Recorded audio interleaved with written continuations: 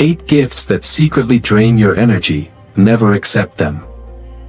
Hello everyone, and welcome to Zen Buddhism Wisdom, your space for discovering the deep truths of Buddhist teachings and unlocking the unseen energies that shape our lives. Have you ever received a gift that seemed perfectly fine, yet, after accepting it, strange misfortunes began to unfold? Perhaps a streak of bad luck, unexplained tension in relationships, or a lingering sense of unease settled into your life. Could it be mere coincidence, or is there something deeper at play? Today, we're unveiling an eye-opening truth. Some gifts, no matter how beautiful or expensive, carry hidden energies that can disrupt your spiritual balance. In Buddhism, everything holds energy, not just people and places, but objects too. And when you accept a gift, you're not just receiving an item, you're inheriting its karma. Ancient Buddhist wisdom warns us about certain types of gifts that should never be accepted, as they may carry the weight of suffering, conflict, or even spiritual entanglement. In this video, we'll explore 8 specific types of gifts that can unknowingly attract negativity into your life, and most importantly, how to cleanse yourself from their hidden influence. So stay with me until the end, because I'll also share a powerful Buddhist technique to purify objects you've already accepted, ensuring that only positive energy remains in your space. Before we begin, take a moment to like this video. Subscribe to Zen Buddhism Wisdom, and turn on the notification bell so you never miss powerful insights into Buddhist teachings and spiritual prosperity. Now, are you ready to uncover the hidden energies behind the gifts you receive? Let's begin. 1. Inherited objects from troubled souls. In Buddhism, objects are not just lifeless materials but vessels of energy, absorbing and retaining the emotions, struggles, and karma of their previous owners. This becomes especially concerning when an inherited item comes from someone who suffered immensely, as it may carry lingering traces of pain, misfortune, or unresolved sorrow. Imagine receiving an antique mirror that once belonged to a relative who endured a life of loss and betrayal. At first, it seems like a beautiful family heirloom, a relic of history. But over time, strange occurrences unfold: sleepless nights, a sense of heaviness in the room, and recurring dreams filled with unsettling images. Is it just coincidence, or is the mirror reflecting more than just your appearance? History offers chilling examples of this phenomenon. Consider the infamous Hope diamond, a 45-carat blue diamond believed to bring tragedy to its owners. From French kings to wealthy collectors, those who possessed it reportedly faced financial ruin, betrayal, and even untimely deaths. While skeptics dismiss it as superstition, Buddhist philosophy suggests that objects, especially those acquired through suffering, carry energetic imprints that can shape the fate of their keepers. There's also the case of a Japanese samurai's sword passed down through generations. A family in Kyoto reported that ever since their ancestors' blood-stained katana was displayed in their home, they had experienced a series of relentless misfortunes, failed businesses, sudden illnesses, and inexplicable discord within the household. The moment they chose to remove and ritually cleanse the sword, the negative streak seemed to dissipate. So, before embracing an inherited object, ask yourself, was its previous owner a source of harmony or hardship? Do I sense peace or unease when I hold it? Has anything unusual happened since bringing it into my space? If you must keep an inherited item, don't just admire its history, purify it. Practice a cleansing ritual with incense, sacred chants, or meditation. Allow it to rest under the sunlight or moonlight, visualizing negative energy dissolving. Some Buddhist monks even recommend submerging objects in salt water or placing them near a bowl of rice overnight to absorb unwanted energies. The key is to ensure that what you inherit nurtures your spirit rather than entangles you in the ghosts of the past. 2. Gifts from someone you have a tense relationship with. A gift is never just an object, it is a vessel of intention, an invisible thread that connects the giver and receiver. In Buddhist philosophy, every exchange carries energy, and when that energy is tainted by manipulation, resentment, or control, the gift ceases to be an act of generosity and instead becomes a tool of power. History is filled with instances where gifts were given not out of kindness, but as a means to exert influence. Take, for example, the infamous Trojan horse. On the surface, it was presented as a grand offering, a symbol of surrender from the Greeks to the Trojans. But hidden within was destruction, deception in its purest form. The Trojans, blinded by the appearance of a generous gift, accepted it into their walls, unaware that they were inviting disaster into their very home. This legend serves as a powerful metaphor for gifts that come with ulterior motives. Not every present is a blessing, some are traps in disguise. In more recent history, we see the case of Lavrentiy Beria, Stalin's notorious secret police chief, who was known for giving extravagant gifts to those he wanted to manipulate. A watch, a luxury car, a fine suit, each came with an unspoken expectation of loyalty. Those who accepted his gifts found themselves bound by an invisible debt, their freedoms subtly eroded. And if they ever tried to break free, the consequences were severe. Perhaps you've experienced this on a smaller scale. A relative who gives you an expensive present, only to later remind you of how much they've done for you. A colleague who offers a favor, expecting silent obedience in return. A former friend who uses a gift as an attempt to re-enter your life, though the wounds of past betrayals still linger. These are not gifts, they are contracts, written in invisible ink, so how do you protect yourself? First, recognize the feeling that comes with receiving the gift. Does it bring joy, or does it come with a subtle sense of obligation? Does the giver have a history of using generosity as leverage? If so, it is better to politely decline. If outright rejection feels too harsh, a simple yet firm response will do. Thank you, but I'd prefer to focus on strengthening our connection rather than exchanging gifts. True relationships are built on mutual respect, not material transactions. In Buddhism, the purest form of giving is dana, a selfless act without expectation. If a gift does not come from that place of purity, then accepting it may cost more than it is worth. 3. Objects obtained through conflict or injustice. Throughout history, objects have carried the weight of past conflicts, deceit, and suffering, sometimes with eerie consequences. In Buddhist philosophy, material things are not just lifeless possessions, they absorb and retain the energies of those who once owned or fought over them.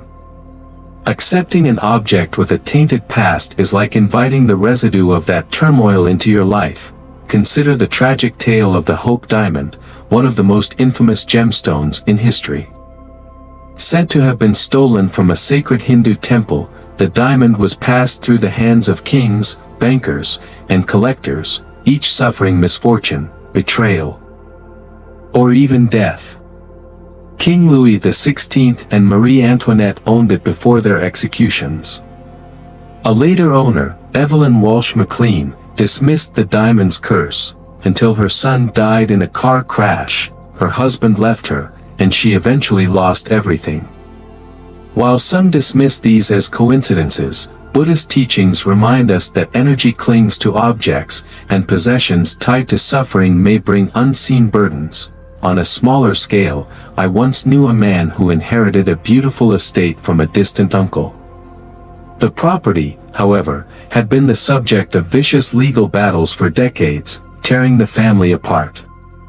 From the moment he moved in, he experienced relentless misfortunes, failed business ventures, unexpected health problems, and a growing sense of unease that he couldn't shake.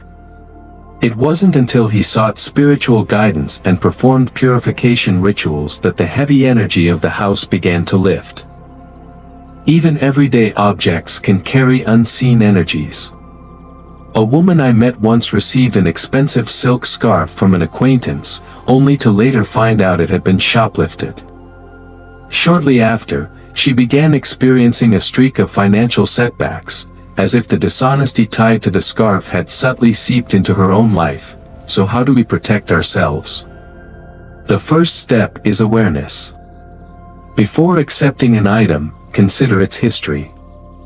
Was it obtained through greed, deception, or conflict? If so, it may be best to part ways with it.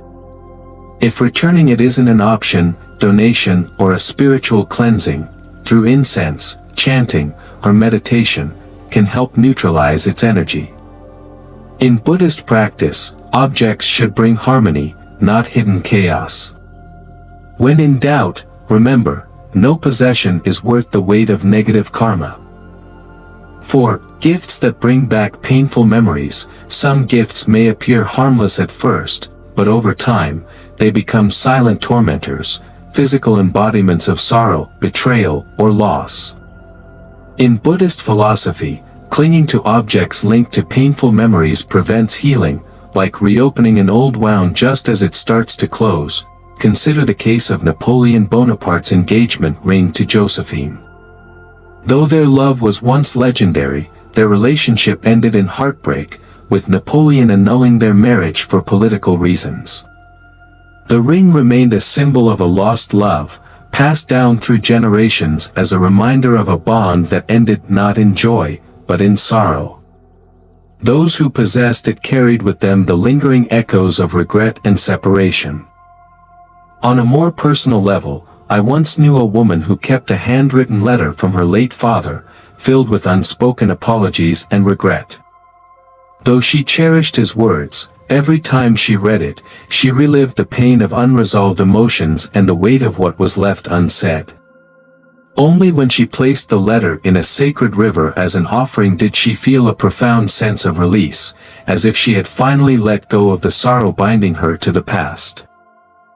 Even seemingly insignificant objects can trap us in emotional cycles. A man I met once held onto a music box gifted by a childhood friend who had later betrayed him. Every time he opened it, the melody stirred feelings of resentment and loss. He didn't realize it, but the music box had become an anchor, keeping him tethered to a past he desperately needed to move beyond. Buddhism teaches that liberation begins with release. If an object triggers grief, guilt, or anger, it is not a possession, it is a prison. The best way to honor the past is not to carry its weight indefinitely but to acknowledge, appreciate, and finally, let go. If such an item holds sentimental value, consider transforming it into something new or passing it on to someone who can give it a fresh start. And if it no longer serves a purpose, parting with it may be the most powerful act of self-healing. 5. Spiritual or ritual objects you don't understand. Throughout history, spiritual and ritual objects have carried immense power, not just in their physical form but in the energies they contain. Buddhism teaches that intention is everything, and when an object is created or used for a specific purpose, that energy lingers. Accepting a talisman, charm, or sacred artifact without understanding its origins can be like inviting an unknown guest into your home, sometimes benevolent, but other times disruptive. One of the most chilling examples comes from the legend of the Dybbuk box, a wooden wine cabinet supposedly haunted by a restless spirit. The box was auctioned multiple times, with each new owner reporting disturbing occurrences, mysterious shadows, objects moving on their own, and vivid nightmares.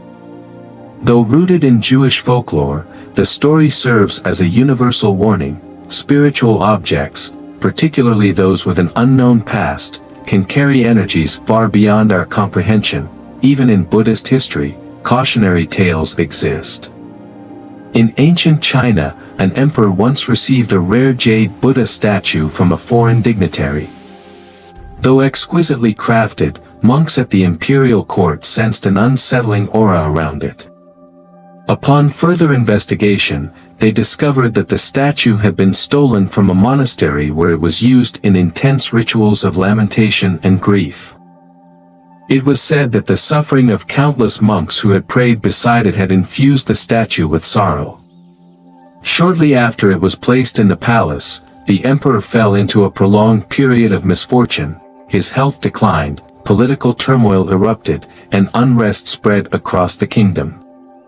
Only after the monks purified the statue and returned it to a sacred temple did harmony begin to return.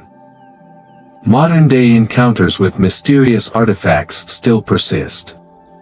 A well-known traveler once purchased a ceremonial mask from a remote village, intrigued by its intricate carvings and aged beauty. Unbeknownst to him, the mask had been used in funerary rites to guide spirits to the afterlife.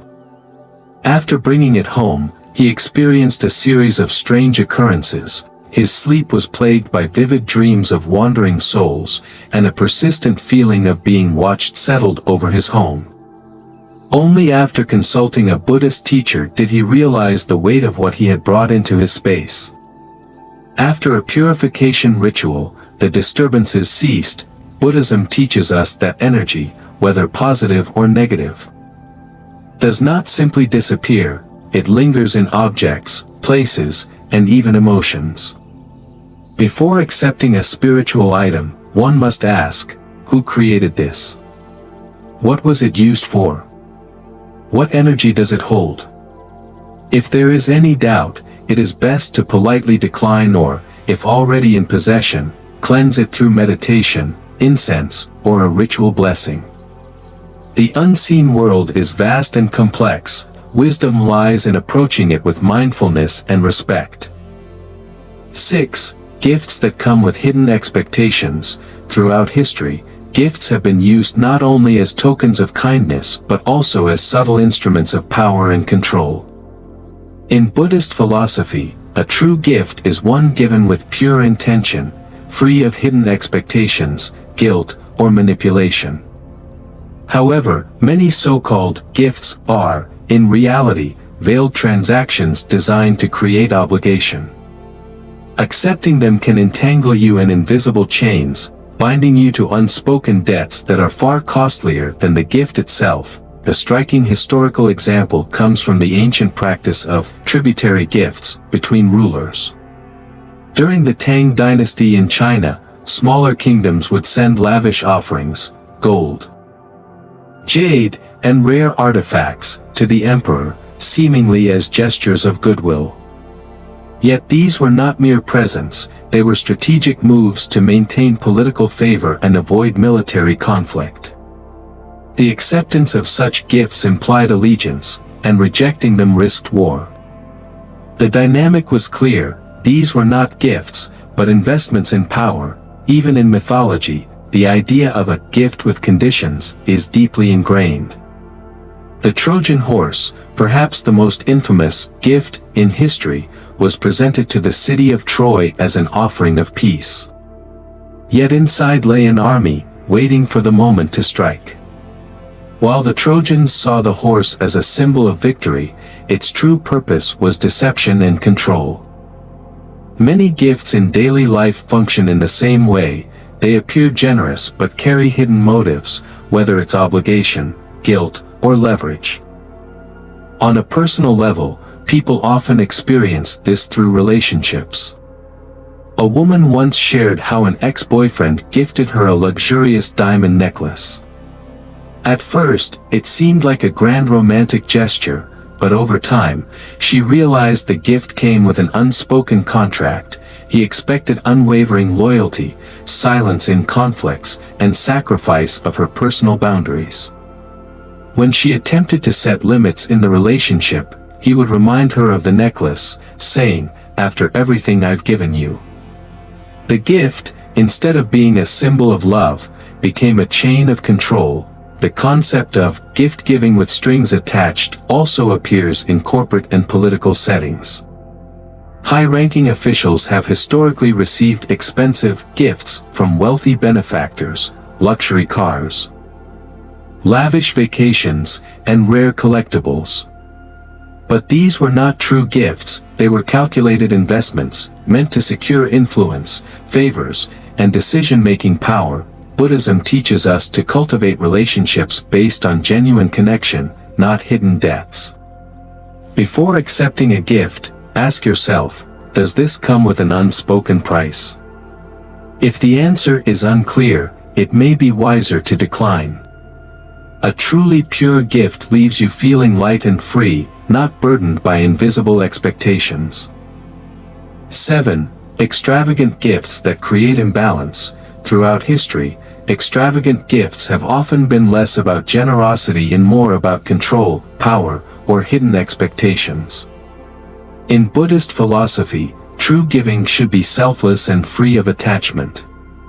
However, when a gift is excessively lavish, it can disrupt the natural harmony of a relationship, creating an unspoken sense of debt and obligation. The weight of an extravagant gift is not in its material value alone, but in the expectations it silently carries. A striking historical example is the legendary gift of the Koh-i-Noor diamond.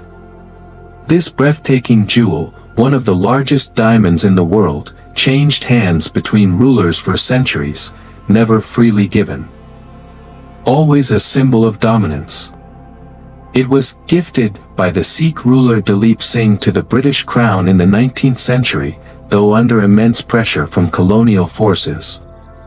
Was it truly a gift, or a transaction enforced by power? Even today, debates over its rightful ownership continue, proving that some gifts are never without consequences.